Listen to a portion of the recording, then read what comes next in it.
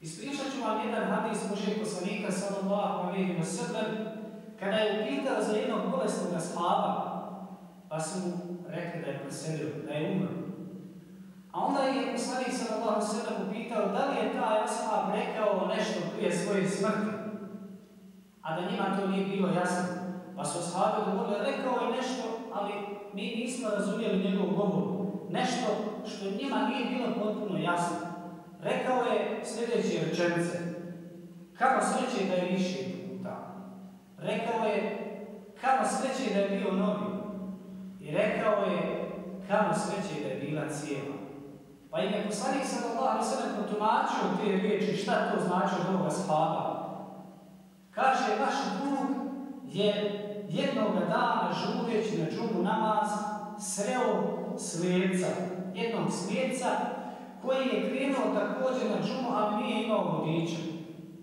Pa je poslanik sallallahu alejhi ve sellem to objašnjavajući kaže da je on bio taj vodič, uzeo ga za ruku i doveo ga u džamiju na džumu namaz. Kada je osjetio da će umrijeti, Allah dželešanu mu je predočio nagradu za to djelo. Zato što je bio vodič, uzeo ga za ruku i doveo u džamiju. Kada je vidio nagradu za to djelo, rekao je kamo sreće da je više puta. Kamo sreće da se više puta uradio takvo jedno dobro djelo, kada je vidio koliko je nagradu Allah pripremio za to.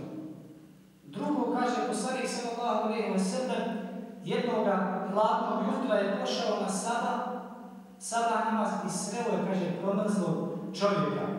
Naslije je imao dva ogrtača, jedan stari i jedan novi. I uzeo je onaj stari ogrtač i ogrnuo promrzlog čovjeka. Kada je pred smrt vidio nagradu za to djelo, za to što je uzeo stari ogrtač i ogrnuo čovjeka, kada je vidio nagradu koju mu Allah pripremio, rekao je kamo sreće da je bio novi. Kamo sreće da ga je sa onim novim ogrtačem ogrnuo. I kaže poslanik jednog dana došao je kući gladan i pitao supruge ima li nešto za pojesti. Pa mu je supruga dala jednu lepinu. Bio je gladan, pa mu je dala jednu lepinu. Ali baš u tom trenutku pokuca čovjek i pita imaš nešto za jesti. A on drži lepinu u ruci. I samo je prepolo dadne njemu pola, ostavi sebi pola. I kada je vidio pred smrt, vidio nagradu za to djelo, rekao je kamo sreće da je bila cijela. Kamo sreće da mu je svu lepinu dao kada je vidio nagradu koju mu je Allah dželešanu dao. Šta nama to govori?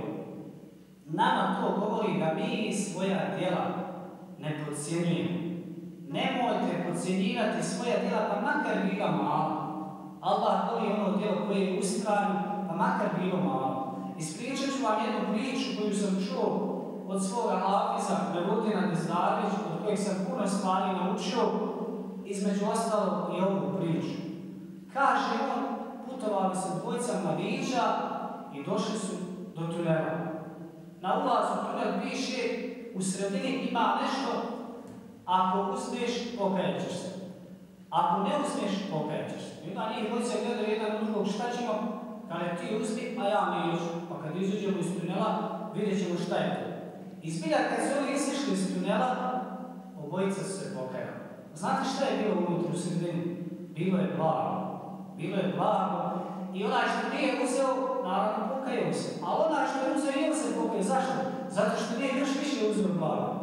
Ta dva mladića smo ja i ti koji moramo proći kroz ovaj tunel koji se zove Dunjal, a ono blago koje su oni uzeli, jedan jeste, jedan nije, su naša dobra djela.